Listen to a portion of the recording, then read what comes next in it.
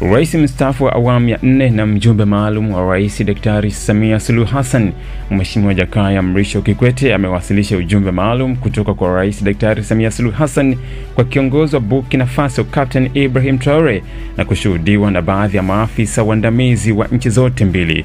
Mheshimiwa Kikwete aliwasilisha pia salamu za Rais Samia ambazo zilielezea umuhimu wa nchi za Afrika kuimarisha ushirikiano wa kijamii na kiuchumi kama njia muhimu kwa bara hilo kujitegemea, hususan kwenye kipindi hiki ambapo misaada kutoka nchi za Magharibi imepungua kwa kiasi kikubwa.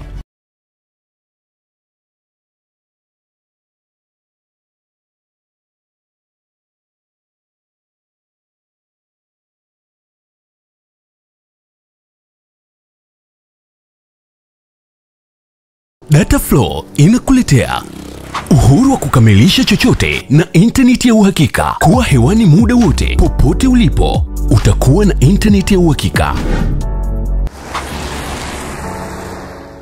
Ni salama na huunganisha kwa haraka. Ina nguvu hata sehemu zenye msongamano. Pata data mtelezo yenye kasi kwa gharama nafuu. Wasiliana nasi.